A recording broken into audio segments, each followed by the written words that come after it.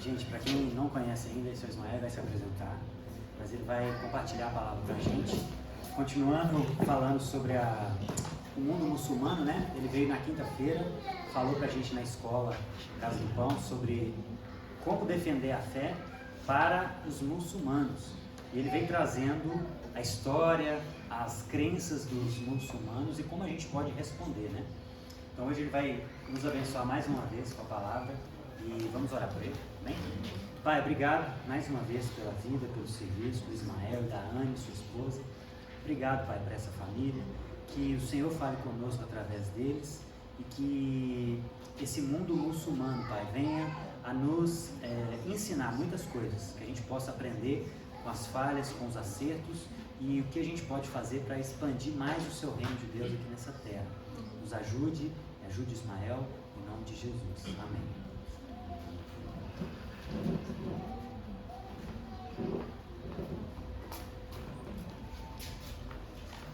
Bom dia, irmãos, graça e paz.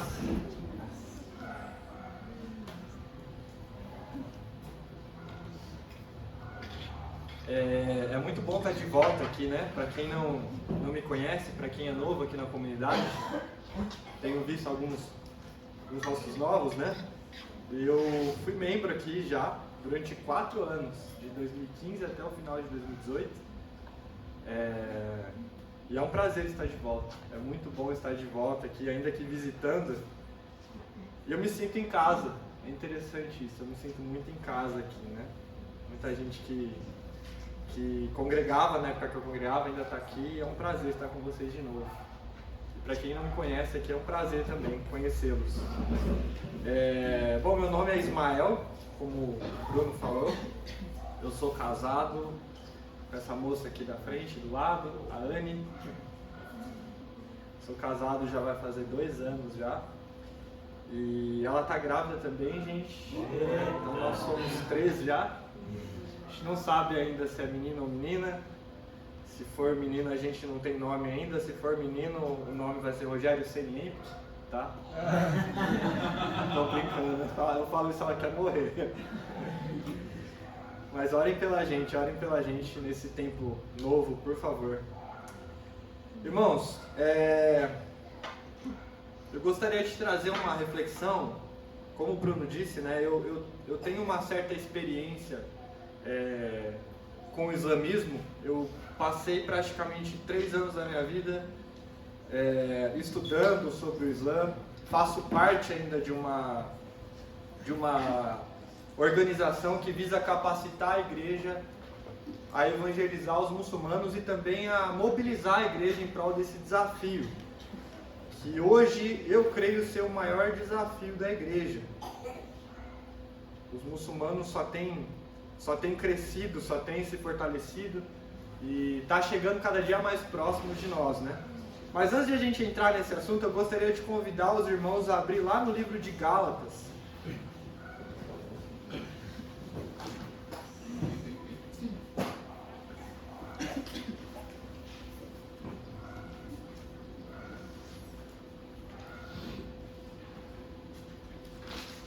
Gálatas capítulo 1 mesmo.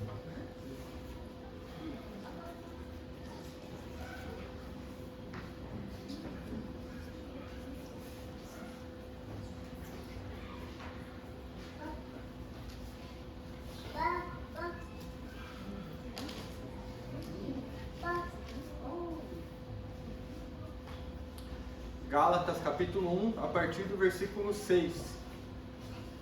Passo a ler. Estou muito surpreso em ver que vocês estão passando tão depressa daquele que os chamou na graça de Cristo para outro evangelho, o qual na verdade não é outro. Porém, há alguns que estão perturbando vocês e querem perverter o evangelho de Cristo. Mas ainda que nós, ou mesmo um anjo vindo do céu, pregue a vocês um evangelho diferente daquele que temos pregado, que esse seja anátema. Como já dissemos e agora repito, se alguém está pregando a vocês um evangelho diferente daquele que já receberam, que esse seja anátema. Por acaso eu procuro agora o favor das pessoas ou o favor de Deus? Ou procuro agradar pessoas? se ainda estivesse procurando agradar pessoas, eu não seria servo de Cristo. Até aqui. Pai, eu te agradeço pela tua palavra que é viva e eficaz, a tua palavra que revela para a gente quem é o Cristo, a âncora da nossa esperança, Pai. Eu te agradeço pela tua palavra que nos ilumina. E eu te peço a Deus que o Senhor nos ajude a entender um pouco da sua palavra, entender um pouco desse desafio que é o mundo muçulmano hoje para a igreja cristã. Eu te peço que o Senhor nos ajude a sair daqui um pouco mais parecido com o seu Filho Jesus. E é no nome dele que eu oro, é no nome de Jesus que eu oro. Amém. Irmãos, essa carta, a carta aos Gálatas, foi o apóstolo Paulo que escreveu, em torno de 40 a 60 anos depois de Cristo. E é uma carta muito interessante, é uma carta com suas peculiaridades, né? É a carta que, pelo teor, né, que a gente vai lendo, aparenta ser uma carta onde Paulo está revoltado. Paulo está revoltado com a situação do povo de Gálatas. É interessante que lá nessa região, na Galácia, Paulo plantou essa igreja. Ele plantou e ele tinha muito carinho com essa igreja, os irmãos da Galácia. Só que tinha alguns missionários judeus, né, que estavam indo até lá para pregar algumas heresias, algumas coisas que vão contra o Evangelho de Jesus Cristo. Eles pregavam o seguinte: olha, não é só a fé que salva. Beleza, Jesus Cristo, ele salva também, mas não é só Jesus Cristo que salva. Vocês devem fazer algumas coisas. Vocês devem guardar as festas religiosas, vocês devem comemorar as festas religiosas que o povo judeu comemora. Vocês também devem se circuncidar. Vocês devem também guardar o sábado. Vocês também devem seguir a dieta judaica. Vocês não devem comer porco ou os animais que foram proibidos no Velho Testamento. E por aí vai. E eles também colocavam em xeque o apostolado de Paulo. Eles difamaram Paulo para esses irmãos aqui, dizendo: olha, o apóstolo Paulo não pregou todo o evangelho para vocês, vocês precisam fazer isso. Não é só Cristo. Precisa se adicionar algumas coisas. E Paulo então escreve essa carta, todo revoltado, bem revoltado. Paulo ele não escreve no começo dessa carta uma saudação como de costume, ele vai já direto ao ponto. E ele conhecia o pessoal de lá porque ele que plantou essa igreja.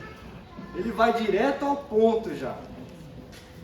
Ele vai direto ao ponto já tentando confrontar esses falsos mestres, esses falsos ensinos. E o tema central desse livro é a mensagem de que nós somos justificados apenas pela fé em Jesus Cristo. Você não precisa mais comemorar as festas religiosas que os judeus comemoravam. Você não precisa mais se circuncidar. Você não precisa mais guardar o sábado. Você não precisa mais seguir a dieta judaica. Na verdade, isso tudo era a sombra daquele que haveria de vir. Tudo isso apontava para aquele que haveria de vir. O próprio Jesus Cristo. O próprio Jesus Cristo. Tudo isso era sombra, era como se fosse uma silhueta de Jesus. Em Jesus, essas coisas perdem o sentido em si mesmas. Essas coisas apontam para Ele. Não adianta, gente, não adianta você guardar o sábado, não adianta você circuncidar os seus filhos e por aí vai, achando que isso vai trazer algum benefício para você, no sentido de alcançar uma bênção da parte de Deus a mais. É Jesus Cristo quem nos salva. É a fé em Jesus. Somente a fé em Jesus. É lógico, né, que depositando a fé em Jesus Cristo, um processo é começado em nós e nós começamos a andar diferente, a guardar os mandamentos de Deus. Mas é Ele quem nos muda. É Ele quem nos muda. Nós somos adotados quando a gente deposita a fé em Jesus Cristo e o Pai começa a nos moldar.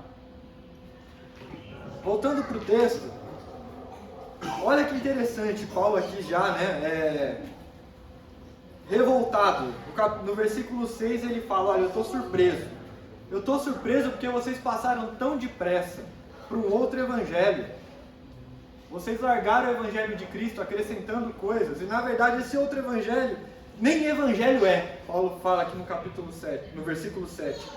Nem evangelho é, tá? Esse outro evangelho nem de verdade ele é. E ele, no versículo 8, então, ele enfatiza algo muito interessante. Ele fala o seguinte, olha, se a gente mudar o nosso discurso, se a gente pregar algo diferente daquilo que a gente já tem pregado, que é Jesus Cristo quem salva, não acredita em nós. Não acredita em nós. Se vier até um anjo do céu pregar algo diferente daquilo que nós temos falado, não acredite nesse anjo. Não acredite. Ele foi além, ele disse, olha, se a gente pregar algo diferente, e se um anjo vier do céu e pregar algo diferente, que esse anjo, que nós mesmos, venhamos a nos tornar anátema. Vocês sabem o que significa anátema? Anátema significa condenado eternamente. É isso que significa anátema. Olha a revolta do apóstolo Paulo. Olha como o apóstolo Paulo estava revoltado diante dessa situação. E com razão. Ele repete ainda, praticamente o versículo 9 é uma repetição do versículo 8. Ele diz, olha, como já dissemos e agora repito. Se alguém está pregando a vocês um evangelho diferente daquele que já receberam, que esse seja anátema. Ele repete mais uma vez aqui. Isso é um recurso de discurso. Quando alguém repete muitas vezes é para algo ficar bem enfatizado. Então ele enfatiza mais uma vez. Em torno de 500 anos, 550 anos depois, mais ou menos, que Paulo escreveu essa carta, surge um homem, lá na Arábia Saudita. Hoje é onde a cidade está situada, né? onde Meca está situada. Hoje esse homem surgiu, lá na Arábia Saudita. Um homem chamado Mohammed, em português Maomé. Ele nasce em 570 anos depois de Cristo, no ano de 570. E ele é um homem que ele ficou órfão muito cedo. Ele perdeu os pais em torno de 7 anos mais ou menos. Ele perdeu o pai e a mãe. E ele foi criado pelo seu tio. E ele era um homem, a história diz que ele era um homem simples. Ele era um homem comum. E ele começou a trabalhar como comerciante para uma mulher chamada Khadija. Essa mulher tinha uns 15 anos eram 15 anos mais velha que ele mais ou menos. Ela tinha uns 40 anos, ele uns 25. E eles acabaram se casando. Ele casou com a sua patroa, e a sua patroa ela tinha muitos recursos financeiros. Ela era uma mulher realmente rica para a época. E ele se casou com a sua patroa. Aos 25 anos de idade, ela tinha 40. E ele começou então a desfrutar de certas regalias por conta disso. E só para a gente entender um pouquinho o contexto ao qual ele nasceu, naquele contexto de Meca, naquela cidade, existiam muitos povos, muitas pessoas com crenças diferentes. Existiam judeus lá na Arábia Saudita, judeus que seguiam o judaísmo, seguiam o Velho Testamento, que não acreditavam em Jesus, não acreditavam no Novo Testamento, mas seguiam o Velho Testamento. Existiam alguns cristãos também lá, cristãos heréticos, essa que é a verdade. Alguns cristãos que negavam que o próprio Jesus era Deus, mas se consideravam cristãos. A Bíblia não estava traduzida ainda para o árabe nessa época, né? E então eles inventavam algumas histórias acerca de Jesus, né? Não sei se vocês já viram algum filme sobre a infância de Jesus. Eu lembro que uma vez eu estava assistindo um filme, quando eu era pequeno ainda, sobre a história de Jesus. E tem uma história onde o menino Jesus ele molda um pássaro de barro e solta esse pássaro ganha vida e sai voando, né? Não sei se vocês já viram já. Eu vi um filme com essa cena. E essa cena,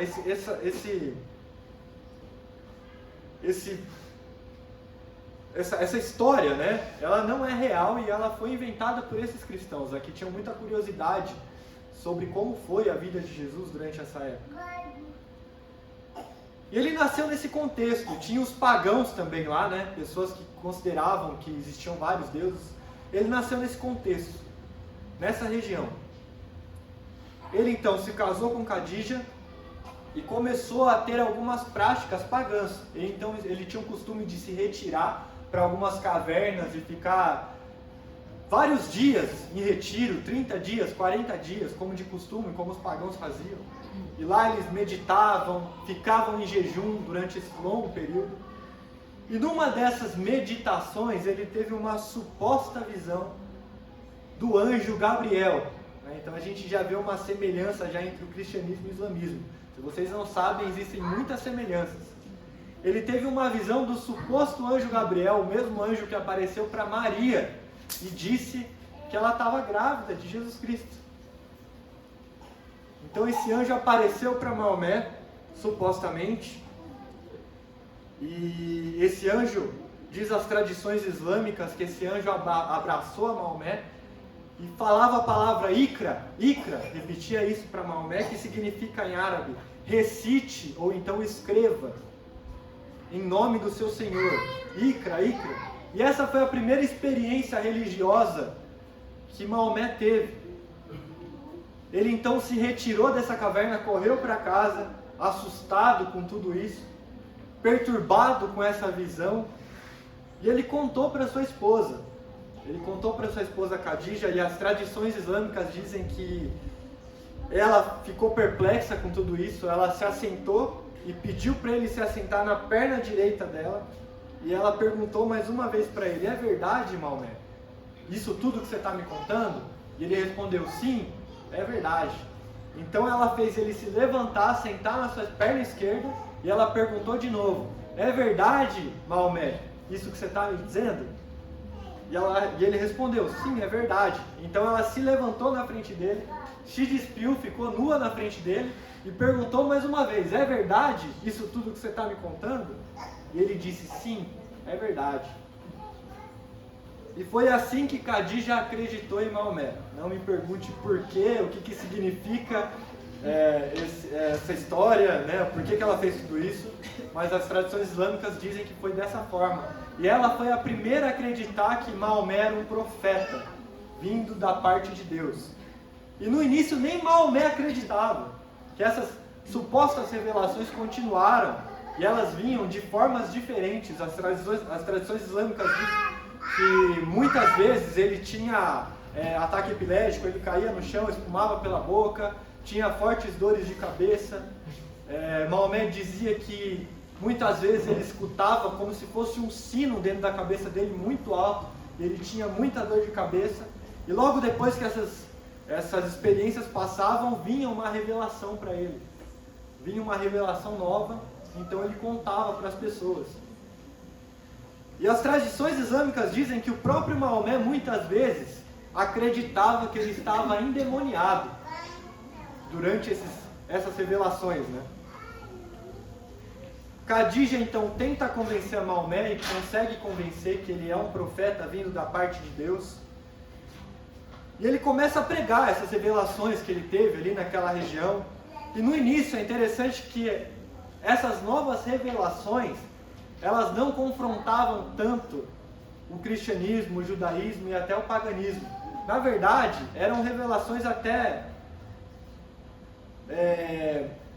que convocavam a confraternização, né, ao ecumenismo, né, que são junções de religiões.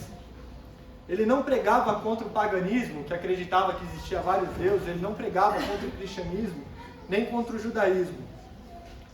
Só que lá para 622 depois de Cristo, a primeira revelação que ele teve foi em 610. 12 anos depois, o discurso dele começou a mudar. Supostamente ele começou a ter novas revelações que dizia que só existia um Deus e que esse Deus era Alá. Ele começou a confrontar os pagãos que acreditavam que existiam vários deuses, começou a confrontar os cristãos que diziam que Jesus era Deus, porque para Maomé, Jesus não é Deus e Jesus é somente um profeta. vindo da parte de Deus, um profeta de Deus, mas só um profeta. Maomé começou a pregar isso. E nem os cristãos, e nem os judeus, e nem os pagãos aceitaram ele como um profeta vindo da parte de Deus.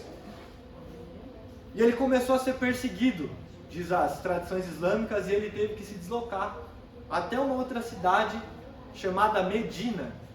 Ele saiu de Meca e foi para Medina em 622 anos depois de Cristo e levou os seus seguidores também. Levou os seus seguidores para lá. Só que em Medina a história foi um pouco diferente.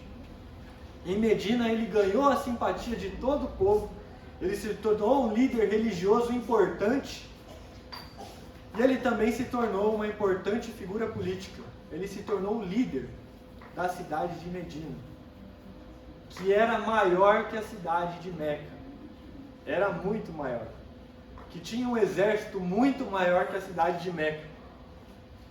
E ele começou a ter então, ao seu dispor, um exército poderoso. Aí o discurso dele começou a mudar um pouco.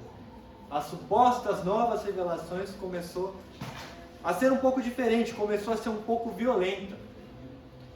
Existe no Corão, que é o livro sagrado dos muçulmanos, 149 versos de espada, né, que a gente chama, que são versos que convocam os muçulmanos a pegarem armas e a combater aqueles que não acreditam no islamismo, que não acreditam que Maomé é o seu profeta e por aí vai, né? E ele começou então a atacar vários lugares, ele começou a expandir o seu poderio, ele começou a expandir até a religião islâmica através da força mesmo, através da força. E diz as tradições islâmicas que ele batalhou em torno de 9 batalhas por ano, até o último dia da sua vida. Em Medina ele viveu de 622 a 632 anos. E ele guerreou contra vários povos, inclusive o povo de Meca. Ele invadiu o povo que tinha rejeitado e matou muita gente, matou muitos judeus, matou muitos cristãos, matou muitos pagãos.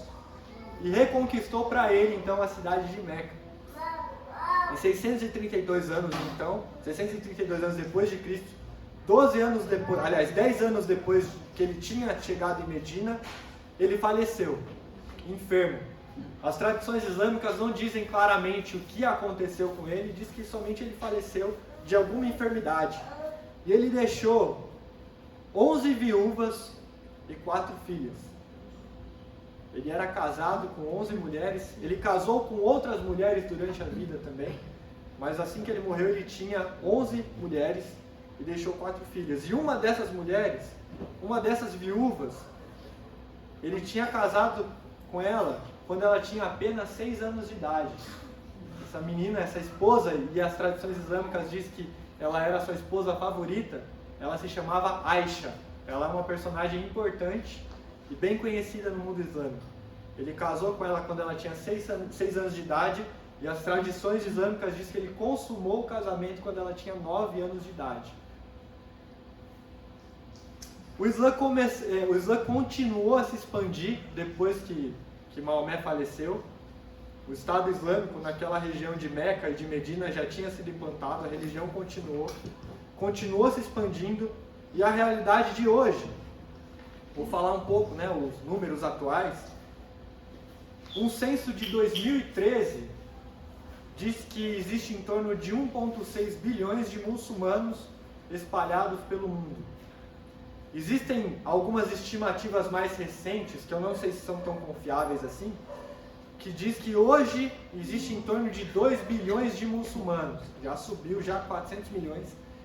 E se isso for verdade, o islamismo já ultrapassou o cristianismo em número de adeptos. O Islã hoje já é a maior religião do mundo. Se isso for verdade, se essa estimativa estiver correta. A maior concentração de muçulmanos hoje em dia está na Ásia, no continente asiático. Existe em torno de 90 milhões de muçulmanos lá.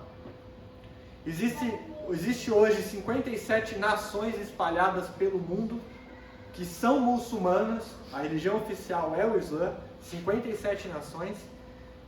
E em outras 40 nações existe uma minoria já significativa de muçulmanos, né? Para a gente ter uma noção, na Europa já aumentou muito esse número por conta dos refugiados. Existe também europeus se convertendo ao islamismo, né? Há uma estimativa que até 2050 o Islã vai ser a religião oficial da Europa. Já parece que um pouco irreversível, porque um casal muçulmano ele tem em média em torno de 4 filhos, e lá os europeus, né, eles têm em média, a média é muito baixa, né? Se você for ver na Alemanha é 0,6 filhos por casal, né? Então a média de filhos é realmente muito baixa se comparado aos casais islâmicos, aos casais muçulmanos. Aqui no Brasil, segundo uma fonte islâmica, eu também não sei se ela é confiável ou não, diz que existe hoje em torno de 2 bilhões de muçulmanos vivendo no território brasileiro. Se isso for verdade, isso já é 1% da população brasileira. Então já é uma quantia significativa já, se a gente for pensar. Se é de fato 1% da população brasileira, a estimativa é mais ou menos essa: a cada 100 brasileiros, um é muçulmano. Eu não sei se essa estimativa está correta, mas de fato há muito muçulmano aqui, né? Em alguns centros, como São Paulo, capital, tem muito muçulmano. É onde está reunido a maior quantidade de muçulmanos na América Latina. Então realmente tem muito muçulmano em São Paulo, capital. Em Foz do Iguaçu, a proporção de muçulmanos também é muito grande, é em torno de 40% da população em Foz do Iguaçu. Né? É muito grande mesmo já em Foz, né? Em São Paulo tem mais quantidade, mas em Foz do Iguaçu tem mais em percentual, né?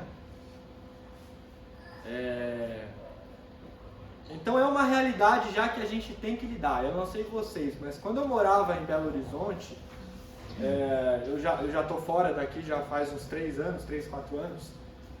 Eu via de vez em quando mulheres de véu, não sei se vocês já viram já, né?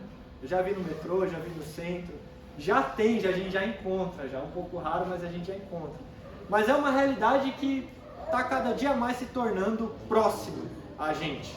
Estima-se que daqui 10, 20 anos a gente vai ver muito mais do que a gente vê hoje em dia. Portanto, é importante sim, né, você estudar sobre o Islã, você conhecer a fé islâmica, porque há pontos em comum com o cristianismo, né? Há grandes similaridades, eu vou falar de algumas aqui.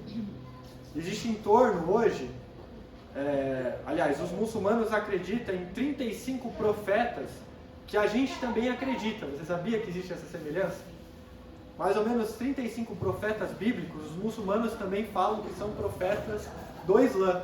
Eles falam que Abraão é um profeta do Islã, que Moisés é um profeta do Islã, Isaac, Jacó, Isaías. Eles falam que Ismael, filho de Abraão, é um profeta do Islã também. Adão, eles falam que é um profeta do Islã. E o próprio Jesus Cristo, eles falam que também é um profeta do Islã. O próprio Jesus Cristo. Então há um pano de fundo cristão sim no islamismo. Eu digo que o islamismo ele é filho do cristianismo e do judaísmo e das religiões pagãs. Ele veio dessas 3 religiões, dessa junção. Há pontos importantes em comum. Porém, há pontos que divergem muito do cristianismo. Né? Quem assistiu a aula aqui quinta-feira pôde perceber alguns, eu vou citar brevemente alguns aqui, mas há pontos importantes em comum com o cristianismo, mas também grandes diferenças, importantíssimas. Né? O islamismo nega que o homem possui o pecado original. O que significa isso? Eles negam que o pecado de Adão afetou a humanidade. Eles falam que o homem ele é bom. Ele é bom. Nós cristãos acreditamos que nós temos ainda a imagem e semelhança de Deus, por isso a gente tem uma parcela de bondade por conta disso, só que a nossa natureza é caída, a nossa natureza é má. Nós somos tendenciosos ao mal por conta do pecado que existe em nós. Né? Os muçulmanos negam isso, eles falam, olha, o homem é bom, ele consegue fazer o bem, ele consegue dizer não para o pecado por si só. Por isso, ele não precisa de um salvador. Ele não precisa de um salvador. Ele consegue seguir os mandamentos de Deus e alcançar a salvação por ele mesmo. Os muçulmanos negam que Jesus Cristo é Deus. Eles negam isso enfatizando bastante, né? É um dos maiores debates entre os cristãos e os muçulmanos é nessa área. Os muçulmanos falam que Jesus não é Deus, que ele é um mero profeta, e um profeta até menor que Maomé. Maomé é o maior dos profetas e Jesus ele é um profeta menor que Maomé. Inclusive eles falam que o próprio Jesus profetizou acerca de Maomé. Eles usam textos bíblicos para tentar falar sobre isso, né? Mas é uma distorção do texto bíblico. Eles negam então que Jesus é Deus. Eles negam que Jesus foi crucificado. Vocês sabiam disso? Eles falam, olha, Jesus não foi crucificado. É um fato histórico de que um homem foi crucificado, chamado Jesus e com a aparência de Jesus. Existem relatos históricos, extra-bíblicos sobre a crucificação de Jesus, isso é inegável. Eles não negam que alguém foi crucificado, mas eles negam que o Jesus foi crucificado. Quem participou da aula, e o Bruno, eu mostrei até um filme islâmico sobre Jesus Cristo, é até bem curioso como eles enxergam essa questão. Eles dizem que no dia que Jesus iria ser crucificado, Deus mandou o anjo Gabriel arrebatou Jesus, então Jesus está preservado em algum lugar, vivo ainda, ele não morreu. Allah está preservando, Allah é a palavra Deus em árabe, né? Então Deus está preservando Jesus em algum lugar. E na verdade quem foi crucificado no lugar de Jesus foi Judas. O anjo Gabriel desceu e mudou a face de Judas, imprimiu a face de Jesus. E na noite que Jesus foi tomado, quem na verdade foi tomado foi Judas e quem foi crucificado foi Judas. Eles acreditam nisso, né? Com o argumento de que Allah não iria permitir que um profeta dele sofresse. Olha a mentalidade que eles tinham. Mas segue uma sequência lógica se a gente for ver, né? Eles negam que o pecado original não existe, que a gente pode alcançar a salvação através das nossas obras. Portanto, não é necessário um Salvador, não se fez necessário o próprio Deus se encarnar para morrer no nosso lugar. Eles negam isso. Segue uma sequência lógica se a gente for ver. A verdade, irmãos, é que o islamismo, ele é esse outro evangelho, né? Ele é também um outro evangelho, um evangelho distinto do evangelho que a gente crê. Eu acredito que se encaixa certinho nesse texto de Gálatas também, porque existe um pano de fundo cristão nisso tudo, mas que distorce pontos importantíssimos para a nossa fé, que são caros à nossa fé. Ele é esse outro evangelho. E assim como Paulo, eu acredito que isso deveria gerar em nós certa indignação. Paulo estava indignado na carta de Gálatas porque o evangelho de Jesus Cristo estava sendo distorcido. Isso deve gerar uma revolta em nós. Deve gerar algo que a gente não pode ficar parado em relação a isso tudo. Eu não estou falando de gerar uma revolta contra os muçulmanos, mas contra a mensagem. Isso deve mover o nosso coração a pregar para eles, a tentar esclarecer essa confusão que foi feita acerca da pessoa de Jesus, acerca do Evangelho de Jesus Cristo. Isso deveria nos alertar, isso deveria gerar certa indignação. E, gente, o Islã ele só tem crescido.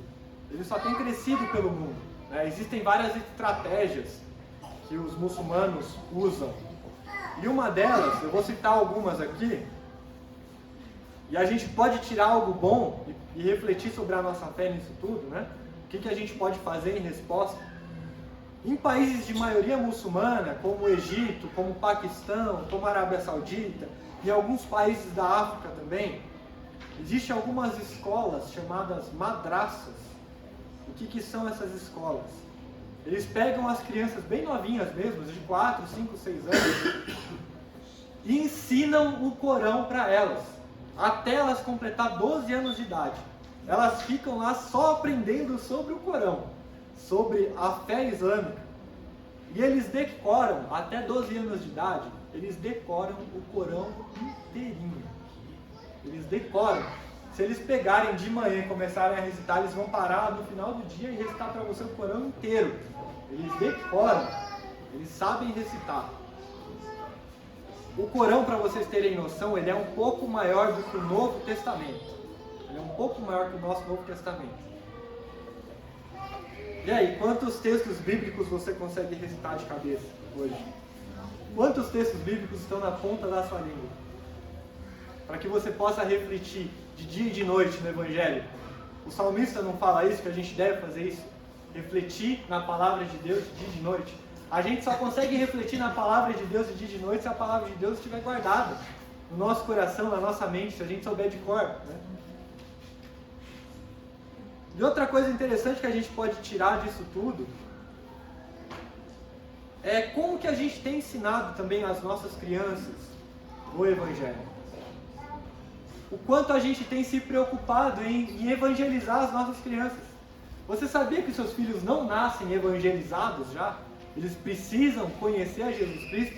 Eles precisam saber que eles são pecadores e precisam depositar sua fé em Jesus para serem salvos. Eles precisam aprender sobre o Evangelho de Jesus. Aliás, até em Provérbios 22, eu vou abrir lá com vocês. Provérbios 22.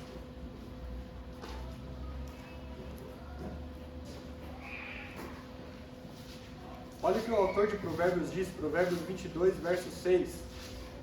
Ensine a criança no caminho em que deve andar, e ainda quando for velho, não se desviará dele. Isso é um princípio bíblico. Ensinar a criança desde novinha no caminho em que ela deve andar. Evangelize o filho de vocês. Se preocupem com isso. É importante eles conhecerem a palavra de Deus. É importante. A Bíblia diz que se for dessa forma, elas não vão se desviar quando elas se tornarem mais velhas. Elas não vão se desviar. E eles, os muçulmanos, olha que interessante, eles fazem essas madraças, essas escolas, e ensinam as suas crianças. E o que elas têm é um falso evangelho ainda. E a gente tem o evangelho verdadeiro, né? Isso deveria, nos motivar mais ainda. A gente deveria ser mais motivado a evangelizar as nossas crianças do que os muçulmanos islamizar as crianças delas. Porque a gente tem a verdade deles, é de fato um engano isso. Os muçulmanos também, eles doam muitos recursos para islamizar o mundo. Eles doam muitos recursos. O Bruno postou o textinho lá no grupo da igreja, e é verdade. Vocês sabiam que os cristãos que mais investem para evangelizar o mundo são os batistas do sul dos Estados Unidos? Eles são os que mais investem em missões, que mais investem em missionários para que esses missionários possam ir e evangelizar o mundo. Eles são os que mais desembolsam dinheiro. E o que eles investem em um ano para evangelizar o mundo, a Arábia Saudita, que é um país islâmico, injeta no mundo para islamizar o mundo em 3 dias. Olha a diferença de investimento. Eles investem petrodólares e petrodólares para islamizar o mundo. E de forma inteligente ainda, tá, gente? Porque se a gente for parar para pensar como a gente investe em missões, a gente também investe de uma maneira, vou ser bem sincera, uma maneira meio burra às vezes. A gente investe em pessoas para ir em lugares que já estão evangelizados muitas vezes, sabe? Para vocês terem noção, todos os nossos recursos que a igreja brasileira investe para evangelizar os menos alcançados, os povos não alcançados, é somente 1% do recurso direcionado para missões. Somente 1% dos nossos recursos que a gente investe em missões vão para os missionários ou na tentativa de evangelizar os povos não alcançados. O que são os povos não alcançados? Povos não alcançados são povos onde não existe uma quantidade significativa de cristãos que podem evangelizar os seus compatriotas. Isso são os povos não alcançados, né? De acordo com a missiologia. O Nepal, o meu irmão é missionário no Nepal. O Nepal é considerado como um povo não alcançado, porque menos de 1% da população nepalesa é cristã. A Índia também é alcançada, um país não alcançado. A China, e por aí vai. E por aí vai. São países onde não tem uma igreja tão forte assim que possa evangelizar, né, todo o seu povo. A gente investe muito errado em missões. A gente investe pouco e investe errado. E os muçulmanos não. Eles investem estrategicamente, em áreas estratégicas mesmo. Um exemplo, eles investem muito em faculdade, em escolas. Lá nos Estados Unidos, todas as faculdades que foram fundadas por cristãos, tá? As faculdades importantes lá, como Harvard, entre outras, já tem uma mesquita muito grande do lado da faculdade. Sabe por quê? Porque os muçulmanos investem nessas faculdades, compra vários equipamentos, dá recursos para essas faculdades, em troca eles constroem uma mesquita do lado, em troca a faculdade deixa entrar o islamismo, lá eles começam a pregar com uma certa liberdade, né, nessas faculdades, enviam professores muçulmanos para esses lugares para dar aula também, e por aí vai. Eles investem em áreas estratégicas, eles investem muito também em causas sociais. É muito comum você ir numa favela em São Paulo e você encontrar muçulmanos fazendo serviço social nas favelas. É muito comum, muito comum. Coisa que nós cristãos deveríamos fazer. Infelizmente não fazemos tanto assim, né? Não fazemos tanto assim. Eles fazem muito isso. Para vocês terem noção, lá na cidade de Guarulhos,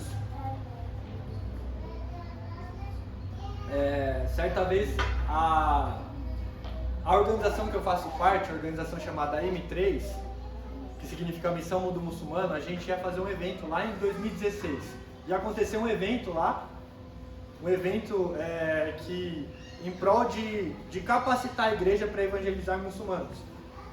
Mas lá em Guarulhos, os muçulmanos faziam muito trabalho social lá. E por conta disso, eles ganharam certa influência na cidade e eles conseguiram impedir que nós realizássemos esse curso lá em Guarulhos. Eles conseguiram, através da política, já com a certa influência que eles tinham, eles conseguiram impedir. No ano seguinte a gente bateu o pé e foi mesmo assim, né, e rodou esse evento numa igreja. Em 2016 ia ser num teatro, né? Aí o argumento era que era um espaço público e por aí vai, e eles conseguiram barrar. Só que na igreja eles não conseguiram.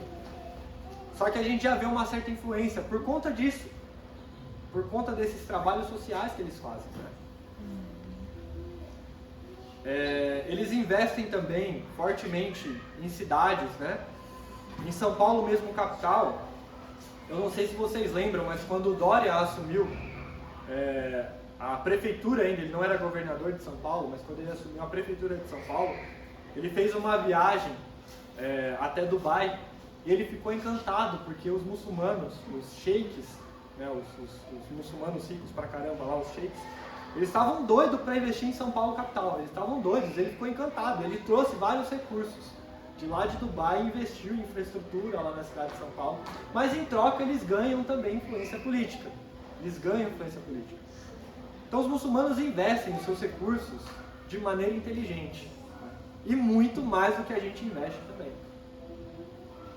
Há missionários muçulmanos também espalhados pelo mundo, né? Já tem missionários muçulmanos aqui no Brasil, inclusive islamizando indígenas.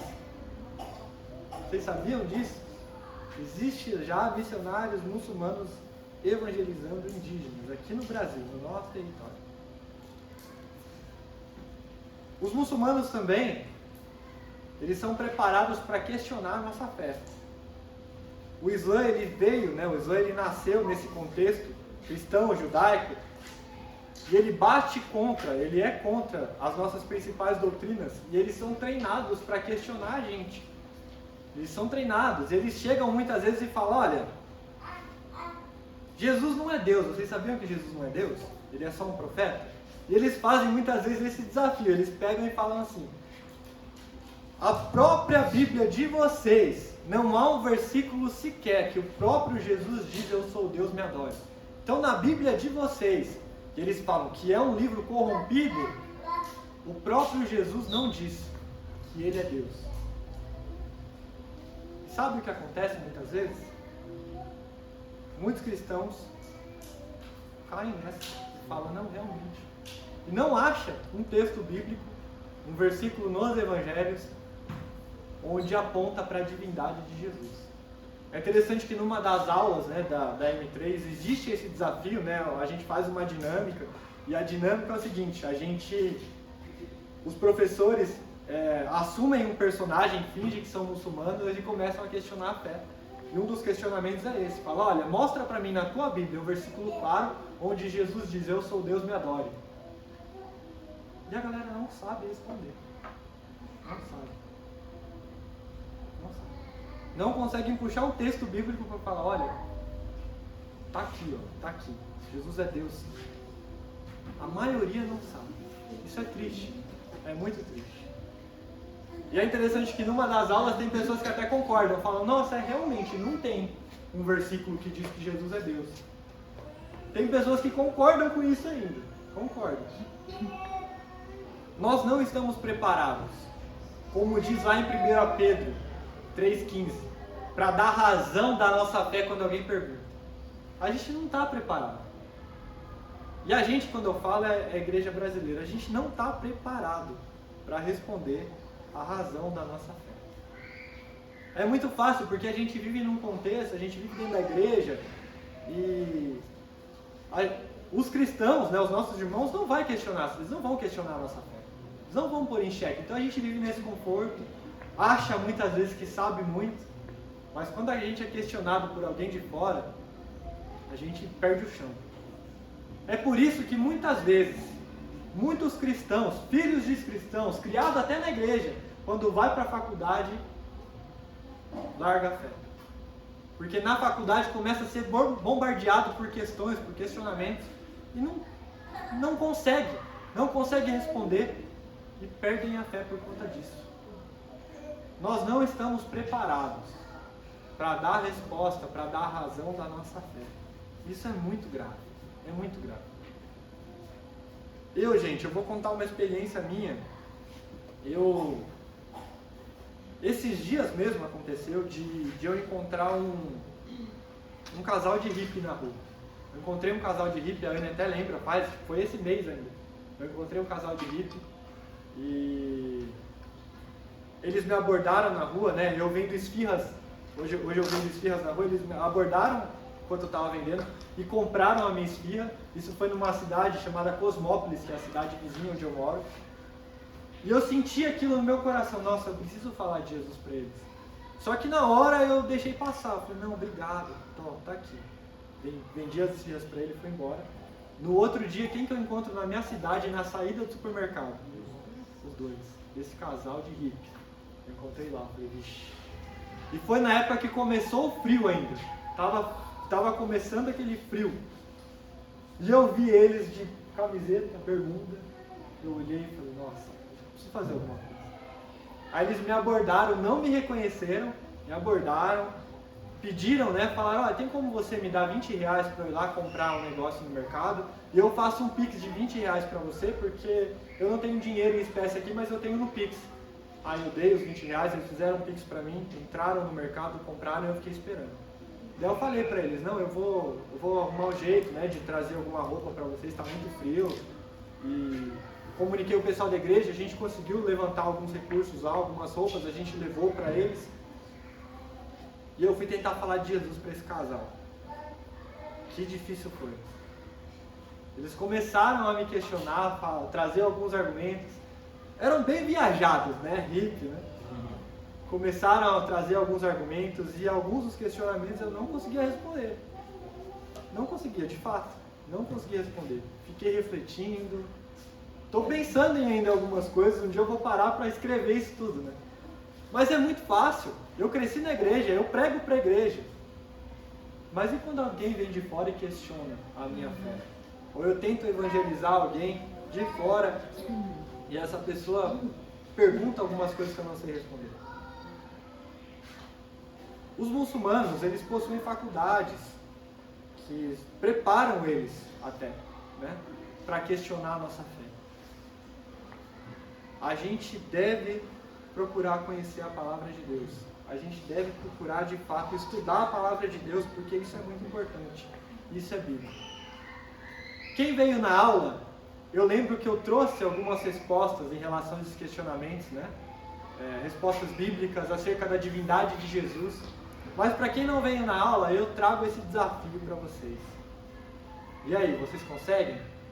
Vocês conseguem lembrar de cabeça, abrir aí na sua Bíblia, um versículo que diz que Jesus é Deus, claramente? Onde o próprio Jesus diz que Ele é Deus? Vocês conseguem?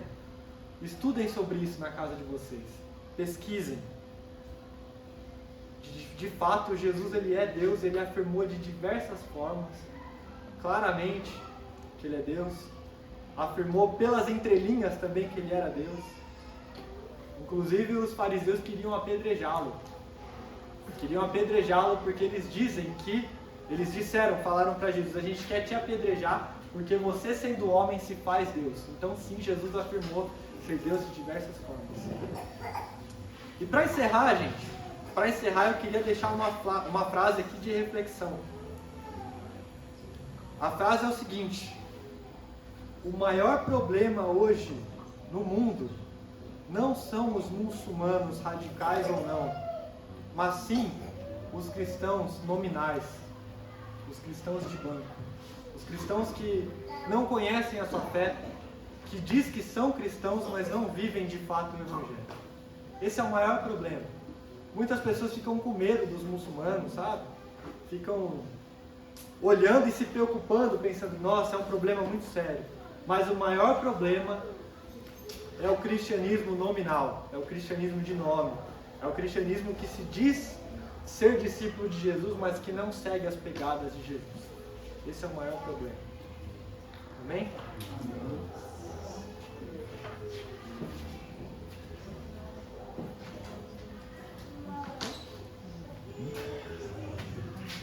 Pai, obrigado por esse alerta.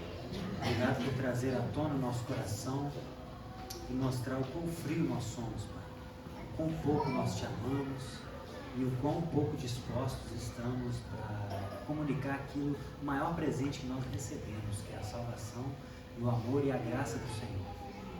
Pai, que vergonha ouvir tudo isso e saber que aquelas pessoas que estão sendo enganadas têm mais fervor, têm mais amor por aquilo que eles acreditam do que a gente, que temos a verdade, a vida, o pão da vida.